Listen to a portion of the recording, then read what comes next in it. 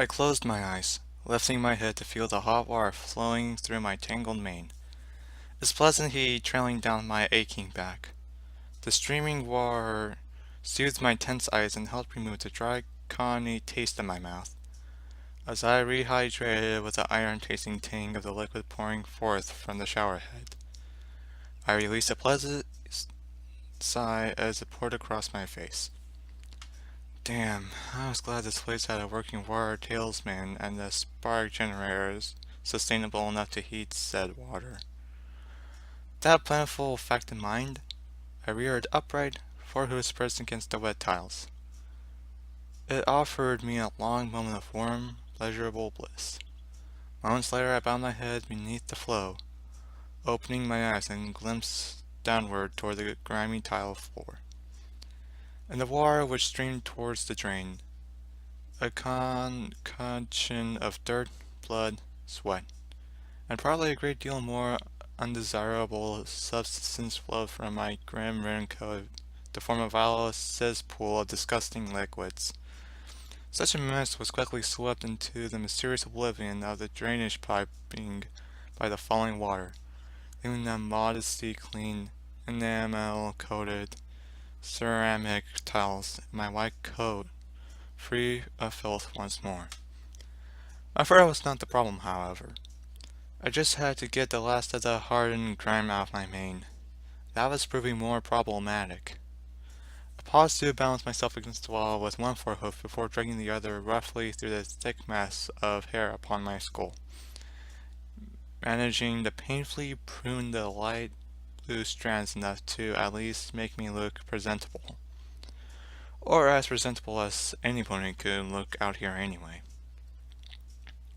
Regardless, the pain was only a minor inconvenience compared to the overall sensation, and I was kind of lost in the relaxing fantasy. For what it was worth, I only knew one other place in the wasteland that could offer such a comforting service, and no other way I was giving any of my caps to those stuck-up snobs over a 10-pony. Besides, here freelancers got it cheap. Well, cheap as any hot water is in the wasteland. But damn it was worth the caps. They would frequently try to pay us scavengers a few caps as they could get away with, but I just shut up, brain. I told my irritatingly patronizing consciousness, turning the hoof I set to clean my mane into a blunt weapon as I rapped it soundly against my skull in an attempt to discipline my thoughts. With that, I pressed my hoof back to the wall and then sighed, water droplets flickering from my muzzle as the long breath escaped me. The few extra minutes of paradise I'd promised myself a moment ago were unfortunately up, and I pushed back from the wall, falling back down onto all four hooves. I really wish I had a spell to replicate this feeling. It'd be one of the many things I wish there was a simple magic solution for. Unfortunately, there wasn't a spell which could stimulate this wonderful state of being. So with another soft sigh, I reached back with a hoof and once again dragged a limb through the hardened, encrusted forest that was my dirtied mane. This time, I put on a little more force, resulting in a few more painful twinges. Nevertheless, I yanked most of the remaining grime free and let it all fall into the drain with the last shreds of its foul ilk. A moment later, I shook myself vigorously, flinging what dirt was onto the towels around me. Upon finishing the last of my grilling tasks, my eyes fell upon the aged faucet. The chipped silver metal was covered in a patchwork of rusted spots and flaking blue paint. The same faded mess covered most of the vast network of pipes that ran throughout churn. After living and working here for so long, I'd kinda gotten over the whole so close to perfection yet so far thing, which the ponies threw around here.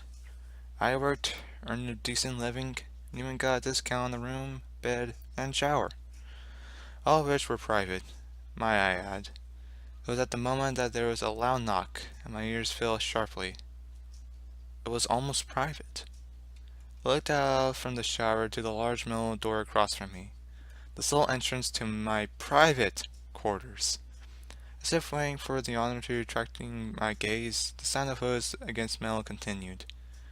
My frustration at being disturbed was lightened slightly, as I watched a huge metal wheel upon the door's center struggle to turn, but to no avail. Reluctantly, I placed a foot upon the faucet's knob and finally forced the valve closed, sealing away the gorgeous flow of warm water. Well, at least it still had the residual heat which I had absorbed through my Cohen main, I thought hopefully. Oh, wait, that's going to turn into a freezing inconvenience the moment I stepped out of here. This place was so damn close to perfect, that the thought of leaving such comforts behind really did hurt. Dragon, you in there? A deep muffled voice asked from behind the thick metal door. I paused for a moment, eyes fixed on the steel mass as I raised a forehoof to my muzzle and thought. Should I answer him? Should I make him wait? I was certainly the only mare who could do so, and yet... What was the point? I lowered my hoof in a slight stomp. Yes, Star, where else would I be? I told the door in a vaguely polite tone. I could almost hear the relieved breath escape his muzzle as my response hit his ears. Griddle wants to see us upstairs, the bug started, somewhat muted through the thick steel separating him and I. I turned from the door, not caring to look at the silver-gray expanse now that there wasn't something to engage my attention. As for the moment he'd mentioned, the only time I ever wanted to see her was when... She's got her pay, he added, his gruff voice breaking eagerly. I'll be right out, I called swiftly, stepping out of the shower and onto the aged metal-plated floor of my room. Be waiting for you up there, the stallion's voice added before the heavy clopping of hoofs signaled his retreat. Well, another job, another payment, I mentally told myself, unable to help but feel a sense of pride. No matter what I had to see of Griddle, she still had a pretty good place going here. Not to mention the discounted rooms, caps, and... You should really stop repeating yourself when it comes to your glorious benefits, my mind scoundreled. I simply shook off the complaint as I looked about. Like most chambers down here in the underground, it was small. Really, it was just large enough for a bed and a place to put one's luggage. Because the rooms were subterranean, they naturally lacked any windows whatsoever. The walls were a dull gray made from a metallic patchwork of panels that, at first glance, created an illusion of smooth, solid surface, only to reveal the network of rusted pipes and faulty wiring beneath through its many openings. And don't even get me started on the spiders and cobwebs behind the metal. I had to admit, it was not the most appealing interior decoration. This wasn't some fancy pre-war masterpiece built by a stable tech. In truth, it was just so close to perfect, but still so far. The roof was almost identical, albeit there were sets of flickering white lights, the glow of which accompanied the dull red abundance that filled every room in the churn's underworld. The floor was no different. In fact, the only break in the scenery was the dirty enamel tiles of the bathroom and my torn and threadbare furniture. There was a bed frame, adequately manufactured from old rebar that supported the best mattress I could find. Again, it was as good as one could get without restoring the world to how it was prior to the apocalypse. At either side of the bed was a small metal cabinet, each holding a worn-out lamp on the right and an old radio. Across from me, pressed against the far wall, was a large gun cabinet, and to the right of which was a workbench, a varied assortment of magical weaponry hanging upon an old tool rack above it. Finally, a tall glass display case housed the most rare and interesting curios that I'd found while traveling. Most of its contents consisted of gems, which I found uses for. There were also 3 or so memory orbs which contained memories that I was fond of, and a mint-condition red racer scooter. Most of the other salvage items were things that I intended to sell, including some guns and spare parts. I knew some lucky fool would probably appreciate the scooter someday. It also had some ammo, which was another thing and I intended to sell to whatever shop was willing to buy it. Admittedly, I didn't use a lot of it as my preferable combat style, which is why magical energy weapons only saw me keeping those along the lines of spark backs and batteries. More common variants of ammo like bullets and other oof gained me more than a little extra caps. I grinned at the thoughts as I levitated a tower from its resting place upon one of the many heating pipes. Well, at least it's warm, I thought, as I dried off and turned my blue and cyan mane from a wet sludge to a frizzy mess. There was one other thing in here I forgot to mention. I recalled it as my gaze met a mirror sitting on the left wall near my bedside. Staring back at me from the faded surface was an image of the white-coated unicorn mare with a deep blue mane, her parted bangs bordered on either side by cyan streaks, the cyan color almost matching her electric blue eyes.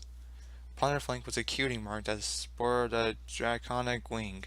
Its layered surface formed from shimmering blue crystals as it was enveloped by a lighter blue flame. Well, that pretty much described how I looked. My name was Dragonfire. But I looked into the mirror 1,000 times and all that would change was how it hung. So I repositioned it every time it inevitably fell off the wall. I really ought to do something about that, since having decent looking glass was a rare luxury. Having my rank meant I not be able to determine if I was at least somewhat presentable before going out amongst the public.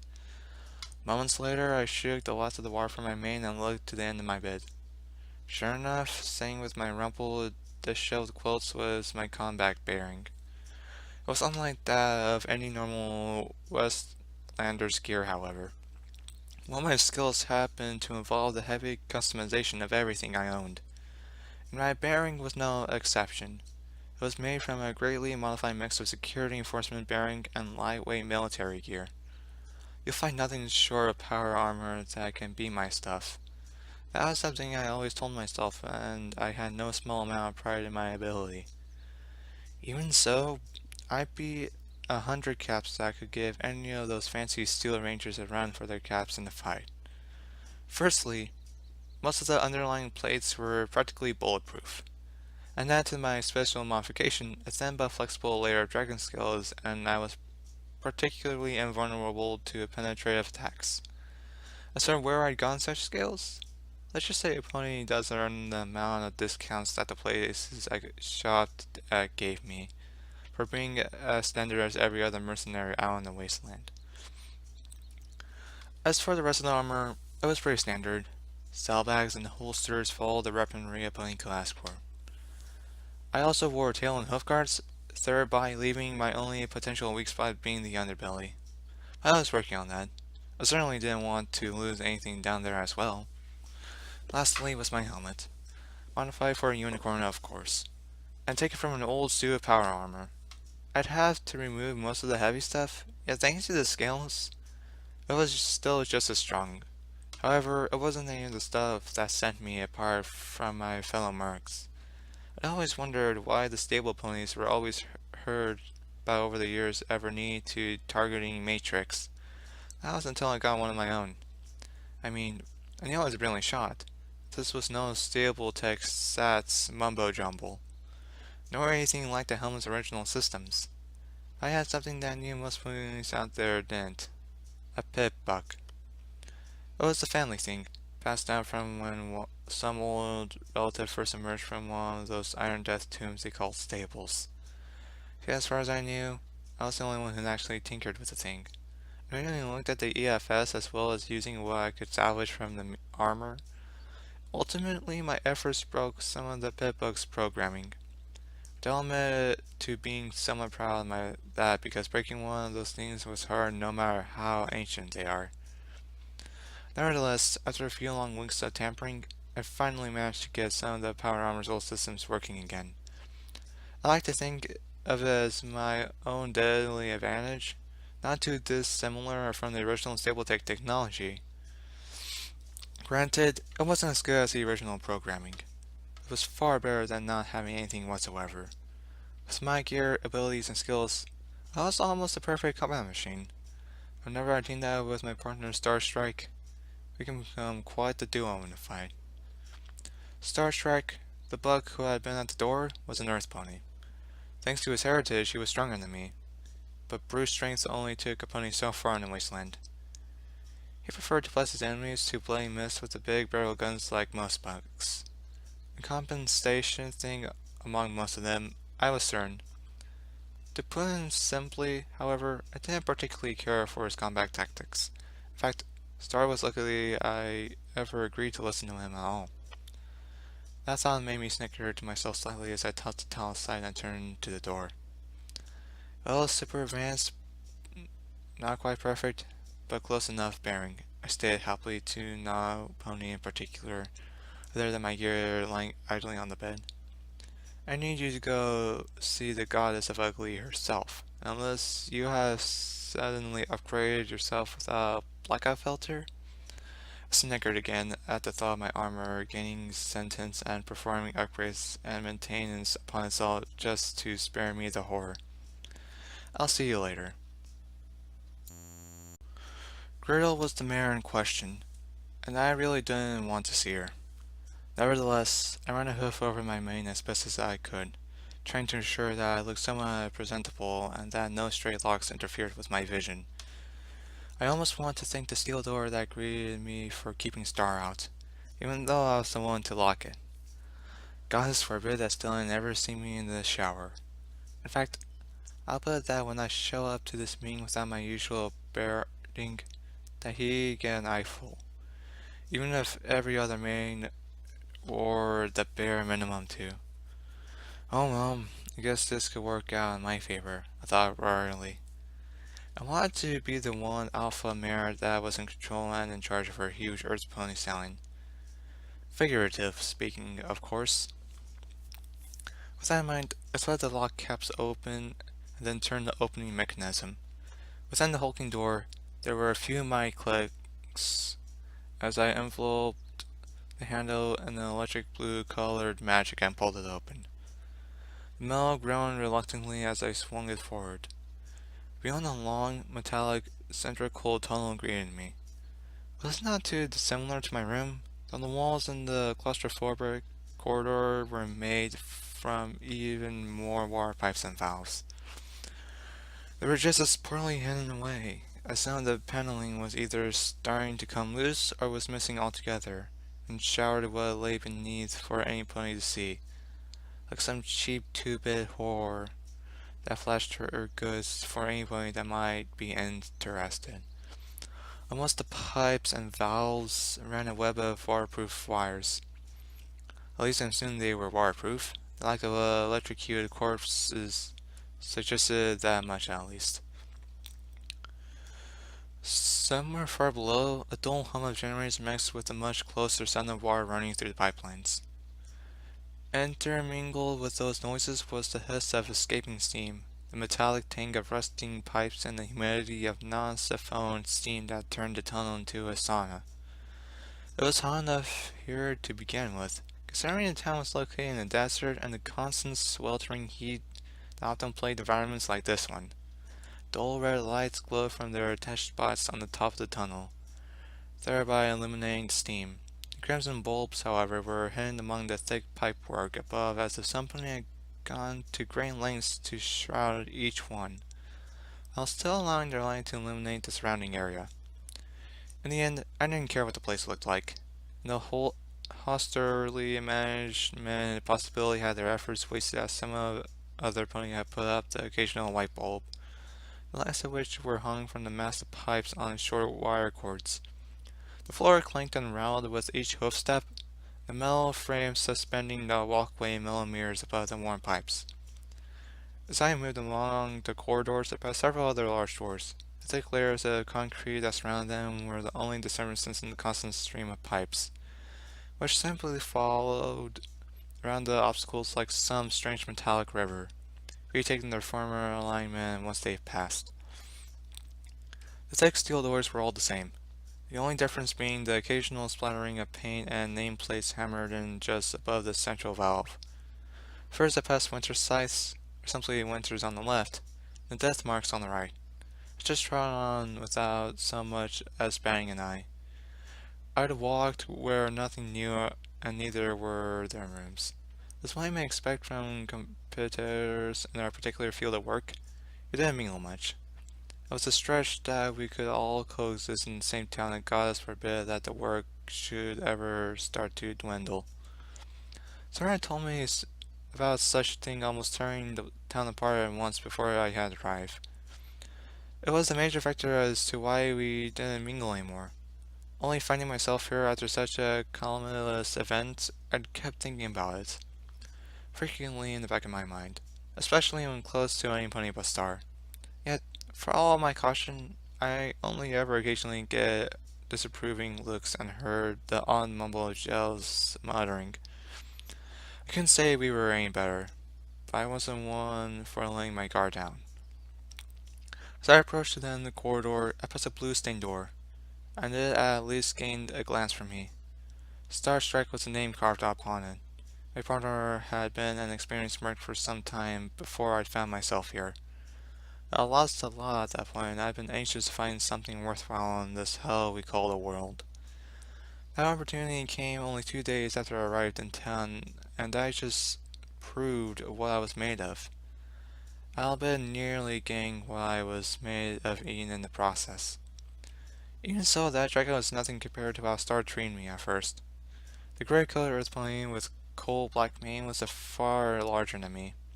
His crimson common cutie mark, hardened battle scars, and brutal attitude didn't do him any favors when it came to charm either. And that was before I had even seen him in the tank-like gear he called barding. On the contrary, I had to admit that I was kinda open when it came to any pony naked, especially on the bed. But back when I'd come a long way and lost a great deal, I had a good track record with bold bucks, and I'd made that clear the first time he tried to have his way. I couldn't help to giggle slightly at that thought, well aware that he was never gonna try on with a frisky unicorn mare again. Especially me. No pony ever tried it with me. And that was a long time ago. Years even. A lot had changed since. And the intimidating brute I once found myself stuck with now was practically a brother to me. Not a replacement for one, but no, shut up, brain, I hissed mentally, once again bringing a hoof to bear against the side of my skull in an intent to change the direction my train of thought was going in. It didn't matter what he was to me. I sat by him, and I was sure he'd do the same. It was particularly a marriage, only the less lovey-dovey crap and more killing cats and sex. Well, depending on one's preference. But like I said, I was about as straight as a blind hellhound when it came to the latter. I stopped again, and that thought grained to myself. F you, brain. What did I say about fantasizing? I mentally cursed. But my thoughts turned by reminding me how much I love this life. Doing so with a rather, well, let's not go into the type of memory in which I process your inner monologuing type of note.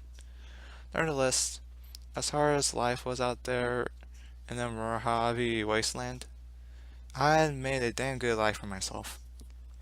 I will never be as good to how life had been before the bombs, but it was pretty damn close to perfect. What are you smiling at? A slurred voice mumbled, snapping me from my daydream. See, brain? This is why we don't fantasize like some little school filly, I told myself scornfully, trying to see a green coat buckling against the rusted railing at the tunnel's mouth. His mane was a ragged brown, and the rifle clip cutie mark donned his flank beneath what appeared to be the loosely fitted leather underbearing for a currently unequipped battle saddle. He scowled at me, eyes drooping lazily as he fought to keep them there. London town security ponies, one clearly off duty, I noticed swiftly. Do you really need to ask that question, though? I was about to get paid. What else would I be smiling about? What's it with you? I asked bluntly. Nothing. Just that pretty face like you shouldn't be wondering about at. What time is it? He mumbled with a drunken gulp, glancing to the cloudy sky before staggering clumsily toward me. Great, off duty, and drunk. By the goddess, if us real fighters weren't around, I swear this place could be overrun by a lone rod roach. Today were the town's new security force. They'd been sent down from up north. That was New Pegasus, NCR territory, New California Republic, and all their situation entailed. The link to all of the lands south of there were a part of their country organization, confederacy? Whatever they called it. They didn't seem to realize that politics died once the battlefier engulfed most of the country. That didn't stop them from trying to sweet talk all large settlements in the south, Mojave, to accepting their new republic, while still fighting their wars. They made sure they had a funny way of showing their benefits. Security ponies they offered seemed more like a group of paid-off gang members they'd simply dressed up nice and pretty. I seen their real rangers, and these stupid effers were about as far from them as a mosquito is from a dragon. Eyes narrowing, I didn't even flinch as the dragon buck thumped forward, falling flat on his muzzle before me.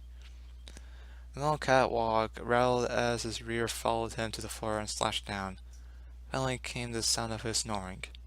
I rolled my eyes at the sorry state of this town security officer. If he keeps streaking like that, he's going to end up dead, either by the criminal element or one of the monsters that live outside, my mind remarked. Firstly, how can a pony fall asleep so fast? Secondly, I don't have time to deal with drunk little colts and fillies. And to think that these chumps are supposed to protect us. Bah. No wonder the civilians are so desperate to have battle-hardened warriors stay in their town. Even they see how they're lacking their so-called security is. And mentally, as I trod out of the tunnel onto the catwalks of Churn. City guards were supposed to protect all the families, the food, the materials, not to mention the water talesmen themselves. These clowns were all that stood between the wasteland and everybody else in Churn.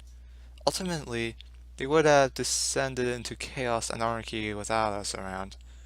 Actually, the last reason why the city's Cytersy gave us better perks to stay around, that and the 12 or so of us could easily do the work of 100 of these sloppy, undisciplined fools. I sighed in exasperation and absolute utter disgust of Churn's policies and bureaucracy. One got what they paid for after all the concerning town didn't pay its guards squat.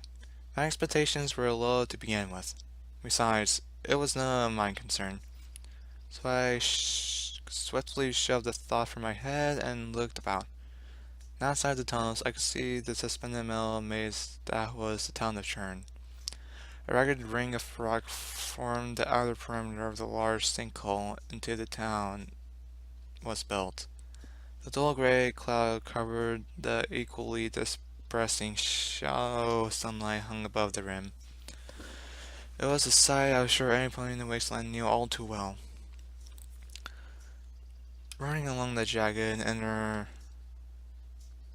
walls of the sinkhole was a vast sprawl of metal catwalks, ladders, ropes, chains, and stairs, which all connected to the cliff face of the massive spider web. The buildings hung from the metallic strands like trapped flies, precariously clinging to the sheer rock. Most were used for trade. Some of the buildings were homes to those ponies who didn't reside in the tunnel networks below. All of them were tired and old, yet despite their rough and weathered appearances, they still provided a decent shelter. Those ponies who specialized in training often found plenty of trading opportunities here, since multiple trade caravans throughout the desert that frequently stopped by ensured that there was never too serious a shortage of goods. There were some expectations to the numerous homes and traders, however. One was Willow's Bar, a long mill shack down at the base of the cliff. Neon lights covered the front of the bar, the very last displaying the establishment's name amidst their orgy of color. Atop its roof sat a jagged metal blade cut into the shape of the palm tree. The resting image of something that may have once been alive had been converted to look more like a willow tree. Bents of fiber optic cable hung in sheet from the sharp points covering the door. Finally, a bold neon sign read, Willows. Good food, good booze, good fun. Those illuminated words were supported by several flashing bottles filled to the brim with what I assumed was the neon light equivalent of alcohol. Beside them, a softly animated outline of a pink dancing mirror amplified the fun aspect of the tile. To the left of the bar, suspended by metal stilts, was the clinic. It was a similarly shabby shack, made only slightly more interesting by the light from its far more colorful neighbor. All it boasted for itself was the clouded window and a weathered Ministry of Peace symbol upon its front wall. Above the door was a sign, a sheet of metal cut into the shape of a leg bone, exhibiting the chipped words Moros Apothecary, and not the vegetable. The only other major and notable structure consisted of the hydro plant, a huge concrete slab-shaped building at the far end of the canyon, trademark Hippocampus Energies, hydroelectric, coal, and sewage boldly written on the front. Four distinctive waterways rose up through rusted piping, heading toward the center of the building before disappearing within. Above them was the spillway, from which gushed a huge torrent of foaming water from the lake. The water came to rest in a deep reservoir at its base. Most of the bottom of churn was spilled around the slick, a concrete waterway that fed out from the said reservoir. More pipes added to the flow as it slithered out of the deep pool and into the shallow spillway, the likes of which crept steadily down the canyon. Some pipelines fed into the flow directly, while others had been severed by either the wear and tear of time or because of Churn's new inhabitants that liked stripping sections of pipeline for some quick caps. As a result, water simply erupted from the severed pipelines in a horrid brown froth. From up here, it was hard not to think of the whole thing like some kind of rusted old water park. Most of what else remained of the spillway lay beneath my hooves. A square pool where the water once again began deep and still. I was now used to farm radigators. At least a dozen of the mutated beasts drifted in the sickly water. Herd ponies claimed that they were a lot less hostile than their wild cousins. Yet that didn't stop those same ponies from putting an electric fence above them and indicating by the buzzing of the wire running around the edge of the pool. It didn't stop the things from tasting good either, no matter what any pony said about ponies eating meat. Below that, the water cascaded down into a black churning pit before being sent off into the mass of pipework within the rocks. The inking black mass gushed and bubbled like some ancient sea monster and was the very pit for which Churn was named. As for the water tailspin, it lay down in the mess of hydroelectrical systems somewhere. One thing was for sure, I certainly was glad I wasn't one of the ponies that had to risk their own life down there to maintain the damn thing. In my opinion, such marvel of the thalamic enhancement capabilities of hippocampus energies should be incredibly self-sustaining. But this place was not as stable, despite how close to perfect it managed to get. Other than that, there were only two other structures worth mentioning. The spire, the rusted old bucket of a radio tower suspended close to the earthen depression of the sinkhole's edge, was the only building to have windows with a view of the wilderness above, most of which had been shattered. It was far by the most precarious building, not to mention the huge radio spire that reached up above the rim of the cliff and into the dull wasteland sky above. The crumbling old metal frame was far from new, and were the disintegrating dishes high upon its slanted peak. However, while we were lacking reception from Ten Pony and therefore the famed DJ Pony, we did get the stuff coming out of New Pegasus. And then there was Rapid. She was a lone mare who spent all of her days up in the spire trying to just be like all those other radio ponies. To give the filly credit, the broadcast wasn't terrible, and she had access to all the records she could find. I'd even done the occasional odd job to get her some of those records myself. Besides, it wasn't like every town could boast its own radio station now, could they? Even if, once again, its quality was not as perfect. That was just one structure that's worth mentioning. The spit. No, Gretel's office isn't worth mentioning at all, I mentally sighed. I was just stuck heading there, so I had nowhere else to divert my eyes. Like everything else, it was a rusted box of corrugated metal pressed right up against an undercut section of cliff. The dilapidated walls had been reinforced with beams and steel and pipes, as well as chains around down from the rock above. At the front, looking over the rather obscure view, was a balcony. I never understood why anybody would want to have a balcony while practically living on the ground. With a rugged platform and red curtains that covered its entrance proved some pony did. Didn't need to guess who that pony was. I felt my ears pressed flat to my head and my steps grow heavier as I approached the metal stairs leading up to the shack. Gretel. She was like a brooding dragon and the spit was her lair. Sometimes I wish I could say that dragon was no stranger to the art after all. Gretel was the head of Churn and our employer. Killing her would only ensure she no longer had to suffer the horrible fate of having to give some of her precious caps away. Yet as much as I like to see her suffer so much pain and agony, she wasn't a monster. That was my code, one I like to think I stuck by honorably. One that prohibited the slaughter of anything other than monsters, be it a beast or an equally monstrous pony. As I thought about that, an armored security pony stationed beside the spit stairs met me. What is that mud-maned crap they called bearing? It's a piece of shite compared to my own? I thought to myself. Yet, at least this pony seemed to be doing his job, and hopefully he wasn't drunk. If he was, the getting in wasn't going to be as simple as I was hoping it would be. As I came closer, I saw the guard take notice of me, be it from my oppressive looks or the fact that I was almost dragging my hooves while traversing the catwalk. Regardless, his head and ears rose sharply, his side eyes widening. Snoozing on the job? I assumed typically. I couldn't see clearly, but his coat appeared to be crimson, his mane and tail a light purple, and he was a unicorn. Ah, Dragonfire. Boss is expecting you, he told me in a curious tone, lifting the social bar that firmly prevented him from being anything more than any random pony I just met and tossing it aside with a smug grin. My ears instantly perked, noticing the mention of my name, and his friendly tone. A little too friendly for my liking. I stopped before him, remembering that barricade of social status that frowning at its now dilapidated condition. There were two ways I could do this.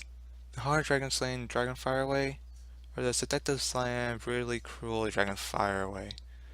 I smiled, giving him an appreciative glance as I lightly placed a hoof on the metal stairs.